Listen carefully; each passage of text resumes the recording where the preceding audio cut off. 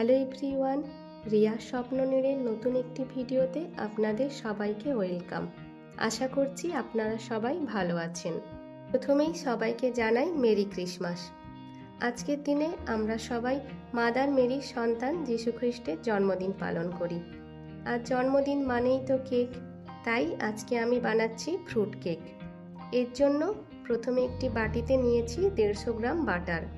আমি এখানে রুম টেম্পারেচারে থাকা বাটার ব্যবহার করছি। এর মধ্যে দিচ্ছি 150 গ্রাম সুগার পাউডার। তারপর এটিকে একটি চামচের সাহায্যে ভালো করে ফেটিয়ে নিতে হবে। মার্কেটে এই সময় বিভিন্ন ধরনের কেক পাওয়া গেলেও অনেকেই বাড়িতে কেক বানাতে চান, তাই আজকের ভিডিও সেই সব মানুষদের জন্য যারা প্রথমবার বাড়িতে কেক বানাবেন।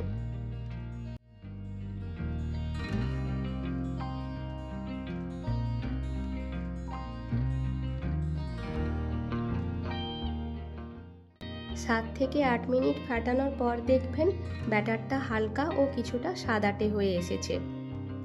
এইরকম একটা থিক ও ক্রিমি টেক্সচার হয়ে গেলে এর মধ্যে দিচ্ছি 1 teaspoon vanilla essence. Vanilla essence দিয়েও ভালো করে মিশিয়ে নিচ্ছি। তারপর দেব 150 গ্রাম পরিমাণ ময়দা। ময়দাটাকে এভাবে স্ট্রেনারের সাহায্যে চেলে ব্যবহার করছি। চেলে ব্যবহার করলে কেকের ব্যাটারটা স্মুথ হবে।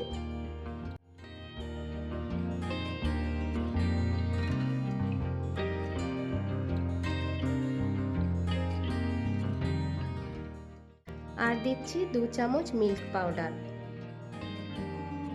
তারপর সবকিছু একবার মিশিয়ে নেব।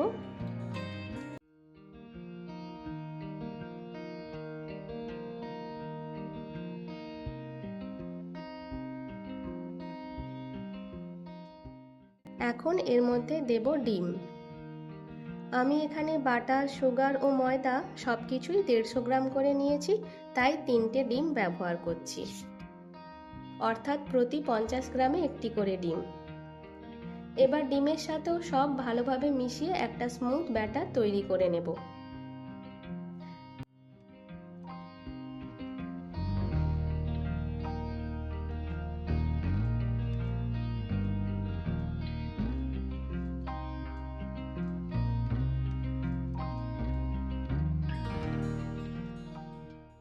ব্যাটারটা তৈরি হয়ে গিয়েছে। এখন এর মধ্যে দিচ্ছি 1/4 টিস্পুন করে বেকিং পাউডার ও বেকিং সোডা। এটাকেও একবার মিশিয়ে নেব।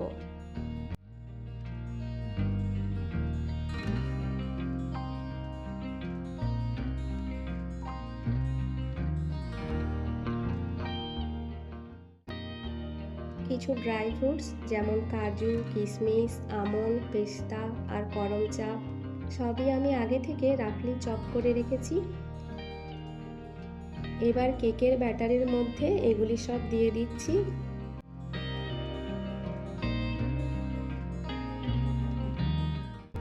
আর কাট অ্যান্ড ফোল্ড মেথডে এগুলি আরেকবার মিশিয়ে নিচ্ছি।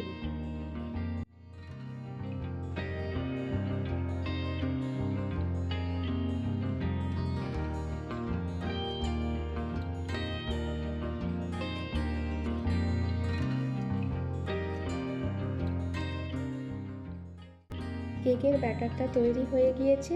এবার ব্যাটারটা ঢালার জন্য কেক টিনটা গ্রিস করে নেব। অনেকে বাটার পেপার দিতে পারেন, কিন্তু বাটার পেপার না থাকলে এভাবে রিফাইন তেল চারিদিকে ভালোভাবে মাখিয়ে ময়দার গুঁড়ো ছড়িয়ে পুরোটা কভার করে দিতে হবে।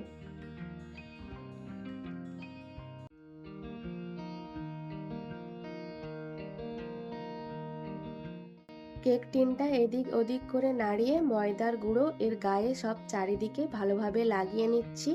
ময়দার গুঁড়ো ভালোভাবে না লাগলে কেক টিনের গায়ে ব্যাটারটা লেগে যেতে পারে আর ডিমোল্ড করতে তখন অসুবিধা হবে। এবার কেক টিনের মধ্যে ব্যাটারটা ঢেলে দিচ্ছি।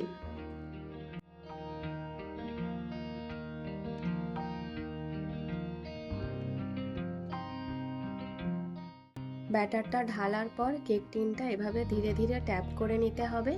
এর দ্বারা ভেতরে যদি কোনো এয়ার বাবলস থাকে তাহলে সেটা আর থাকবে না, আর কেকটা খুব ভালোভাবে বেক হয়ে যাবে। এদিকে আমি এটি বেক করার জন্য গ্যাসে ইডলি মেকার বসিয়েছি। নিচে এরকম একটা স্ট্যান্ড দিয়েছি যাতে তাপটা সরাসরি কেক টিনে না লাগে। এবার টিনটা ধীরে ধীরে বসিয়ে দিচ্ছি। তারপর ঢাকা দিয়ে প্রথম 3-4 মিনিট এটি হাই ফ্লেমে দেব। তারপর গ্যাসের ফ্লেম লো করে 20 মিনিট এটি হতে দেব। 20 মিনিট পর কেকটা কিছুটা বেক হয়ে গেলে ঢাকা খুলে আরও কিছু ড্রাই ফ্রুটস দিয়ে আমি এর ওপরেরটা ডেকোরেট করে দিচ্ছি। এগুলি প্রথমেই দিয়ে দিলে কেকটা বেক হওয়ার সময় ড্রাই ফ্রুটসগুলো সব ভেতরের দিকে ঢুকে যেত। তারপর আবারও ঢাকা দিয়ে গ্যাসের ফ্লেম লো রেখেই আরও 25 মিনিট এটি হতে দেব। 25 মিনিট পর এটি ঠিকঠাক হয়েছে কিনা চেক করছি একটি টুথপিকের সাহায্যে। দেখুন টুথপিকটা পরিষ্কারভাবে বেরিয়ে এসেছে, অর্থাৎ কেকটি ভালোভাবে বেক হয়ে গিয়েছে। এটি ঠান্ডা হয়ে যাওয়ার পর ডিমোল্ড করছি।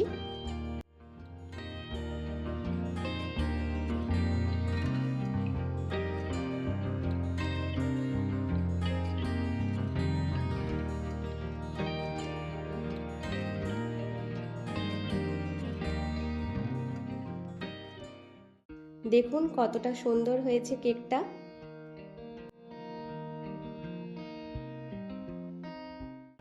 এটিকে আমি কেটেও দেখাচ্ছি ভেতর থেকে এটি কেমন দেখতে হয়েছে।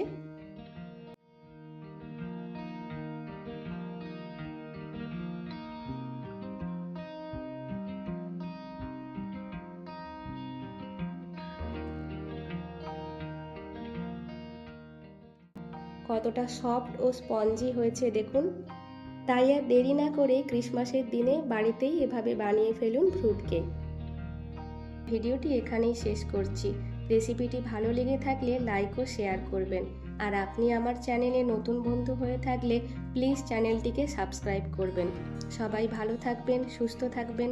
দেখা হচ্ছে পরের একটি ভিডিওতে। ততক্ষণের জন্য বাই বাই।